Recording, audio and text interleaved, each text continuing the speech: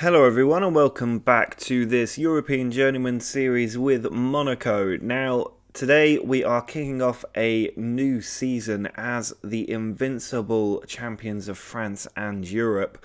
An absolutely incredible season last time around, and it's not guaranteed we will still be at Monaco by the time this season kicks off, but at the moment I am planning things as if we were still going to be there. I really wouldn't mind a third season at Monaco, but I do feel like we've achieved the things that we set out to achieve and more last season. I mean, finishing the league unbeaten was incredible, and I would look to do it again this season as the target, really, because there's not really anywhere else you can go when you've won the Champions League and Premier League. There's only one competition left for us to win in French football, but there are still the Club World Cup and European Super Cup that we haven't won because we passed on that opportunity by leaving Valencia as European champions, and we could do that again with Monaco. It all depends on what jobs come up. Now, at the moment, there's two major things I want to talk you through before we get through pre-season and into the start of the new year or new season.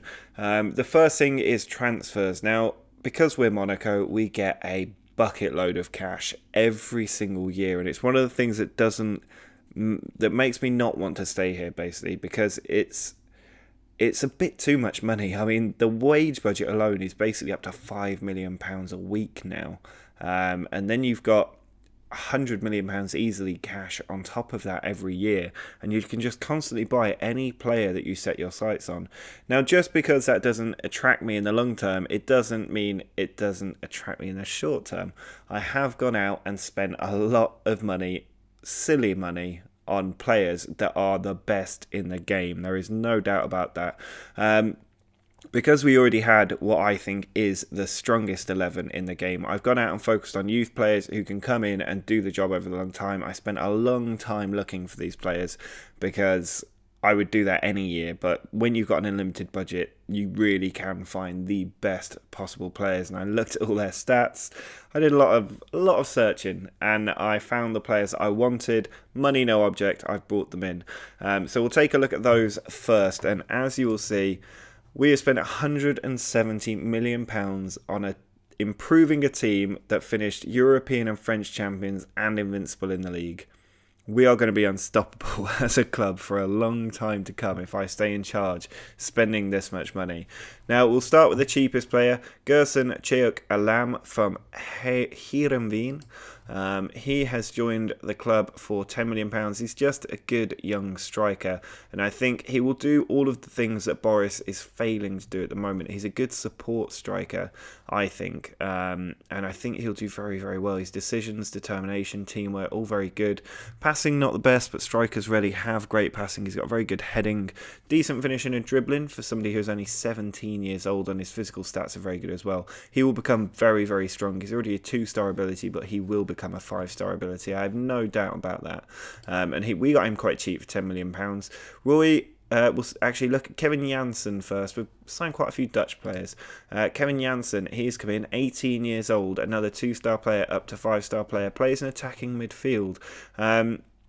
Now, I think I'll probably retrain him as a central midfielder so he gets a bit more game time, but he has got excellent dribbling, excellent first touch, passing's alright, technique's quite good, vision and teamwork very good, his work rate's 10, that's alright, decisions 14 is probably the big thing. His physicals are very good as well.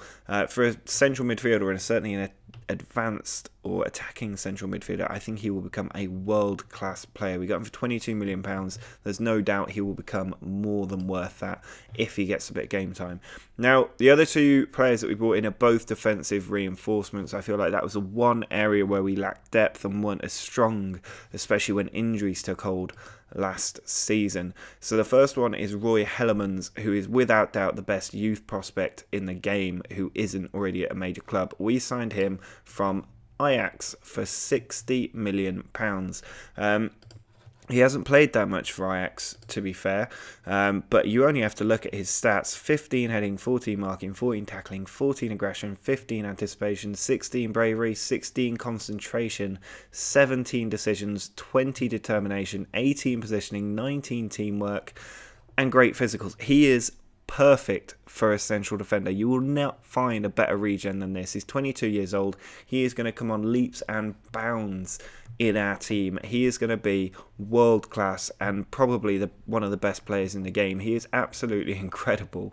£60 million, more than worth it. The other one we definitely paid silly money for. He's a very good player. He will become a very good player, but £86 million is too much money. But I wasn't happy at Dortmund rejecting my bids, so I just bid until they accepted because I had the money to do so. He is a replacement for Zeka. Zeka is important to remember. He's a good player, but he is 29 years old now, and he's got 3-star ability. And we do struggle at left back a little bit sometimes, especially when Zeka gets injured. So I thought, let's bring in a young 21-year-old player who will be in the club for 10 years easily. He will be a great player.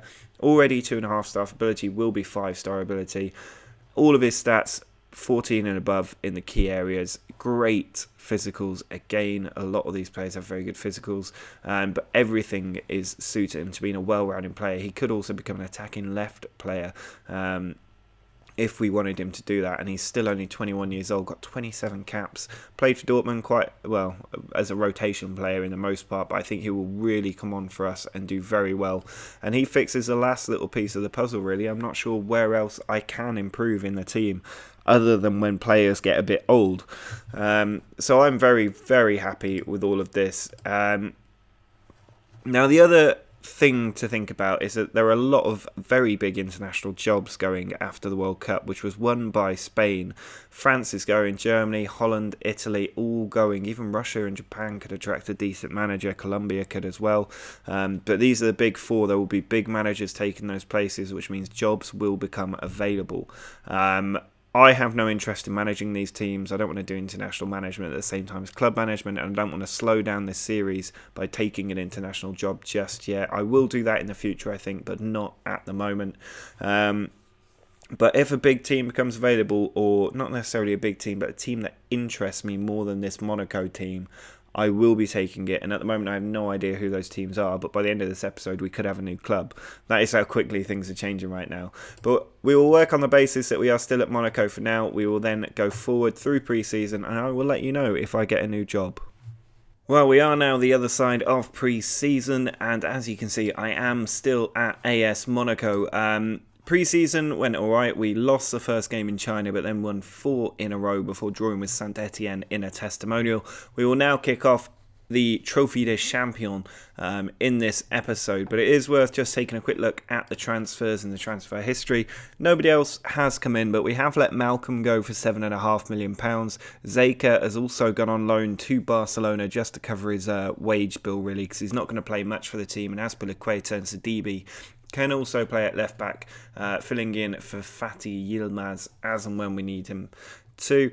Otherwise, everybody's gone on loan. No major departures, no real changes to the team because the team was incredible last season. So all we've done is strengthen it even further.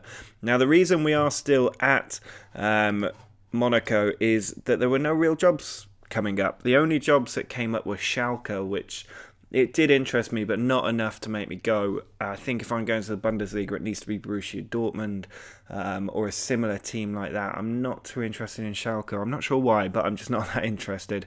And similarly, the only other job that came up after the World Cup was the Fiorentina job in Serie A, and now that did interest me a lot more, and I did spend a little time looking into them, and they did actually finish second in the league last season in Serie A, but ultimately I decided that I've never really had an interest in Fiorentina, whereas almost every other major team in Italy I have got a bit of a soft spot for. So I decided that I wouldn't move to Fiorentina. I am going to wait for a bigger team to open up in Italy. I think that's still where I'm going to end up. And there is a chance I could leave halfway through this season, depending on what jobs come up. If one of the big teams that I'm really interested in, such as Roma or one of the Milan clubs, opens up, then I will definitely go for that job, even though we might be mid-season with Monaco. I've got no problem doing that. But for now, we're going to focus on winning the competitions we haven't yet won with Monaco, such as the Club World Cup, the European Super Cup, and also the Coupe de la Ligue. We've also got the league that we're going to look to defend. We are unbeaten across 39 games now in the league. So hopefully we can do reasonably well and actually win this game. Now, for the match against PSG, it's a very familiar team going out there. I don't think any of the new signings are in there. It's Morata, Hazard and Bernardo Silva up front, with Pineda, Cook and Thiago Maia in midfield. Sidibe is at left back because our new left back's not fully fit. Pereira and Vallejo in the middle. Fabinho at right back, Nezovic in goal. No Thomas Lemar on the bench. He is not quite the player anymore after the lung injury. He will be coming back into the team as the season progresses, but right now I'm going to keep him just out of the team, make sure he doesn't get a recurrence of his injury. He might get a few sub appearances before he breaks into the team properly. So hopefully we can get a decent result and put PSG in their place in the first game of the new season. Pulisic with the free kick for PSG, and he's managed to find the back of the net. That was an excellent free kick from the position it was in. There are questions over Nezovic, who wasn't a particularly highly placed free kick, so I feel like he didn't get across the goal fast enough. But it is still an excellent finish, and we are 1-0 down. But Bernardo has a free kick, and he has put it into the top corner. That was a much better free kick as far as I'm concerned. Excellently done, and my player of the season for last year has equalised against PSG. Dalot sends the ball into Verratti. Now it's Lo Celso across to Horta. Ball outside, cut out by Sidibe. Pineda can't win it though. There's Sato, tackled by Sidibe again. Dalot still in there. Two players try to gang up on him, but Vallejo gets it away. And now Pineda can counter-attack for us. He's looking for Morata in a good position to cut inside. But that was a poor touch, and Marquinhos has the ball. Now Dalot forward to Di Silvestri. Horta over the top, and Saito brings it down really well. And that is a stunning finish from Saito, absolutely leathering it past our keeper for 2-1 to PSG. Sidibe sends the ball forward towards Morata, who has won it, but Dalot gets a good tackle in. He's been very good today, Dalot. Varane forward, Fabinho cuts it out, but straight to Pellegrini. The ball switches flank to Di Silvestri. Again, we're getting these tackles in, but the ball is not falling for us. We're quite unlucky here. Vallejo does retain the ball this time. Now Bernardo Silva over to Pineda. He's got players up there with him. Referee really getting in the way there. I don't know if that affected the match engine, but there's no way he was going to cut across with the referee there. And Pulisic brings it back. Luckily, Horta hits his own player, and the ball should be cleared away now by Pineda. Trapp sends the ball forward. It is won by Vallejo, but Morata gives up the chase on that when Verratti doesn't. Here's Di Silvestri back to Dalot. I feel like we're being outplayed a little bit by PSG. Horta puts it over the top. Pulisic is in. He's got two at the back stick, and Saito has found the bottom corner for 3-1, and he looks like he could really give PSG an edge this season. Bernardo Silva with the corner, sent into the middle. It comes to Morata on the edge of the area. Now Lewis Cook puts it back to Bernardo Silva. A lot of players in there, including Vallejo, who heads it across, and it's cleared away with Pereira just on the line, but Bernardo Silva's won it again. Now Hazard pulls it back. Morata at the near post can't find the back of the net. Pereira down the line to Sidibe. Now Castellano across to Cook. Ball cut out. Here's Verratti to Horta. Ball over to Di Silvestri. Down the line looking for Saito. Pereira does get there first. I'm a little bit worried about going even further behind. We've had 8 shots, only 1 on target, and that was our goal. Here's Bernardo Silva. Can he create something? He pulls it back to Cook. Castellano pitches it over the top, but Hazard can't get there. Verratti wins the header, but it's straight to Maia. There's Morata in a good position, plays it in, and Bernardo Silva has wasted a chance that really would have put us back in the game. Well, that is a really disappointing result from our team. We've been beaten 3-1 by PSG in the first game of the new season.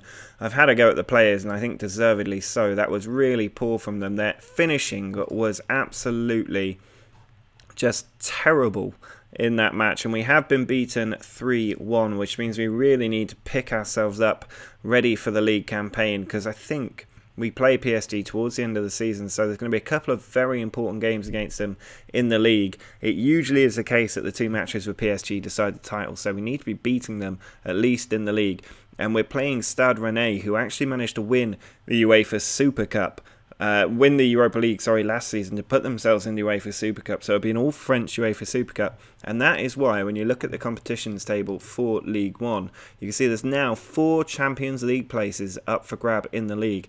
Us winning the Champions League and Stade Rennais winning the Europa League means that has created an extra position, and Ligue 1 is now the 3rd biggest league, I think, in football. It says 5th at the moment, but I think that will jump up to 3rd in due course, because there was a game notification saying that had happened, which is why it does now have these 4 positions. So that is something else about this save that we've done. Our run in the Champions League and an invincible season seems to have pitched up the coefficients for the French League, which is good to see. Stade Rennais really helping that as well. So hopefully we should be able to beat them quite comfortably and win the UEFA Super Cup. We will have the Club World Cup during the winter break, I think, is around when that will be timed. And next episode we'll kick off the league season with 4 games in the league and also 1 Champions League match. So plenty to look forward to. But that is going to be it for this episode. I hope you've enjoyed it despite the defeat. We haven't brought any of the new players into the team yet, so in the league that will really start to make a difference. And hopefully we will be able to beat PSG a couple of times. If you have enjoyed the video, do drop a like on it and make sure to subscribe if you haven't already. And until next time, see ya.